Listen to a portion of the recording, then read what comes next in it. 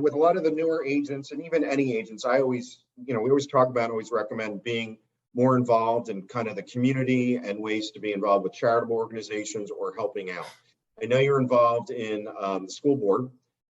If you want to talk a little bit about that and anything else you're involved in with the community to help continue to grow your business, and really how, in addition to that, but how do you kind of segue that you are a realtor in the business, being part of the community? Sure. So, it started, honestly, it started when I became a township supervisor, when I was fresh out of high school. And it's a very long story, but, I was asked to run because of being visible at some meetings, even at, as a high school student. And I became a supervisor, served for 9 years, and then became a planning commission member and served for 11 years. And it was right around that time is when I got into real estate, probably in my 9th year in being a planning commission member. And one of the reasons that I got into it is because I had that background of municipal planning and land use and so forth. And it's just sort of, I've always believed that we're all part of our community, and community can be on a small scale or large scale. And in my opinion, you're either, part of the solution or part of the problem. And I also tell people, if you're going to complain, you've got to be willing to stand up and make a difference and put whatever talents God's given you, to work.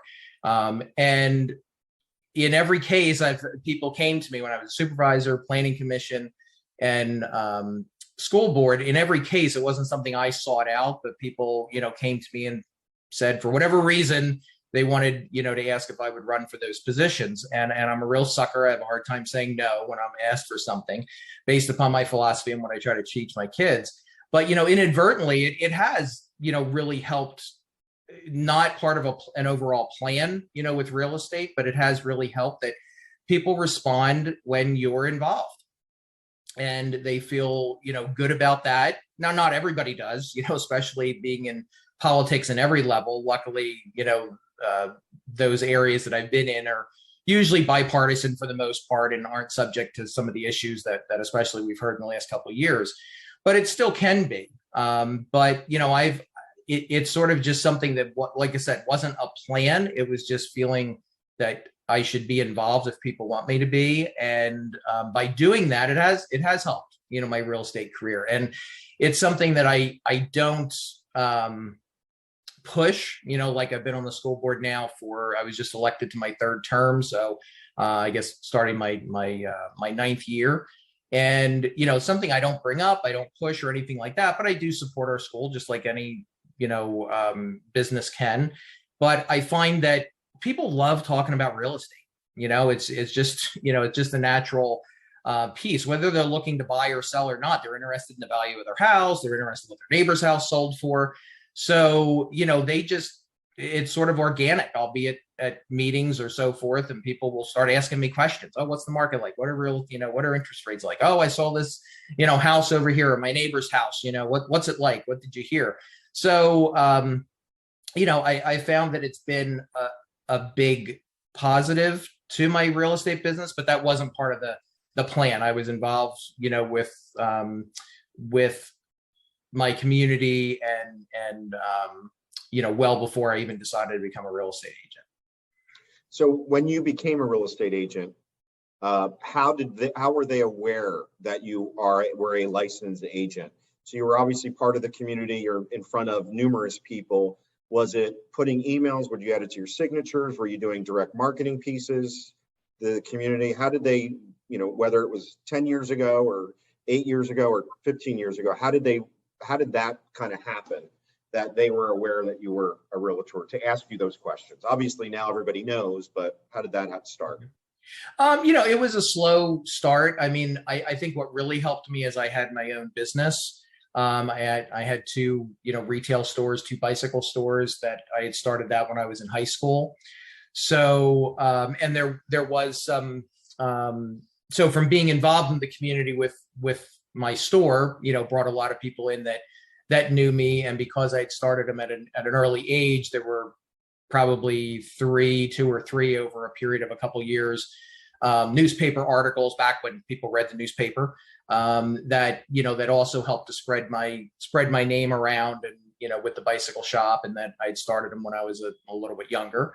So really, when I got into real estate, I did use, part of my database from my business, though nothing having to do with, at that point, being involved with the township. But I did at that point announce, to at least my customer base that had supported me in bicycles, that, I was entering the real estate market. So that was some direct, some emails, postcards, things like that. But from there, it, just sort of became, organic, wearing my, Coldwell Banker hat, or other, forms of identification of being, a real estate agent when I'm out and about, and doing things. But I don't think people like it shoved down their throat. So it's something that I try not to do that, but still let people know that, that I'm accessible. And it's word of mouth. If people appreciate what you have to say, feel as though that you're knowledgeable and you're friendly, they're also spreading that word when somebody, talks to them, a friend, a neighbor, relative, hopefully my name, comes off their tongue if somebody has a real estate question. And that's, been something that's I think really benefit me, and I'm, happy about. Great.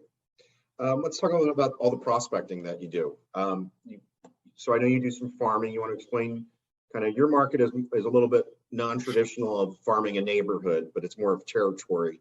You want to go into a little bit of detail kind of on how that works and how you pull the reports together? Yeah, I mean, I don't farm in a traditional sense, to be quite honest with you. My wife always said, why on earth are you staying in Ottsville? Move to Doylestown or Lahaska, where you've got a lot more rooftops, people changing, houses, a lot less property that is preserved. And, it was just something that I decided to focus what I knew best.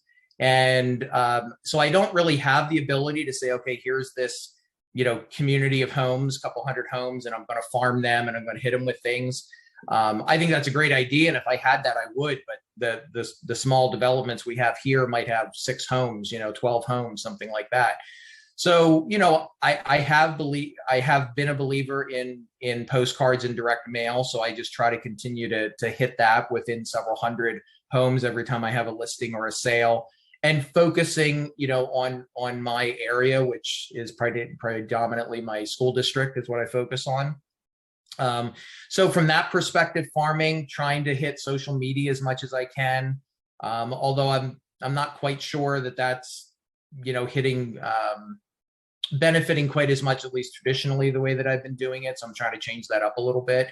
But once again, just really being involved, in the community. So I would say, farming by just being involved, trying to volunteer for things, trying to have my name out there, as much as possible. But I am still a big believer in direct mail. I think that still works.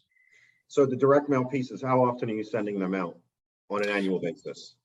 Well, every time I have a new listing or it just sold, I'm sending that out. I was doing it in, roughly anywhere from 200 to 300 home radius, which once again, because we don't have many homes up here, that's actually hitting a fairly big geographic area.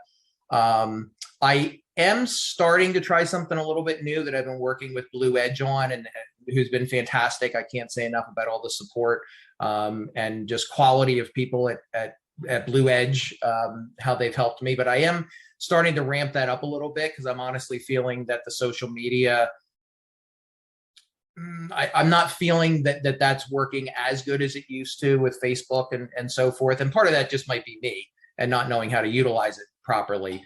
But so I am starting to spend a little bit more money in that, because one of the things I used to utilize Zillow a little bit more, still, pennies compared to most agents.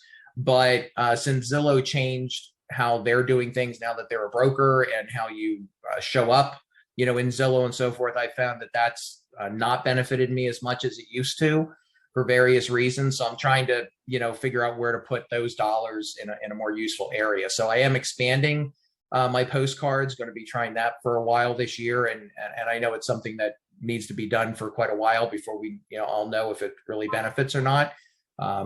So maybe that'll be, in a 6-month discussion, whether that panned out or not.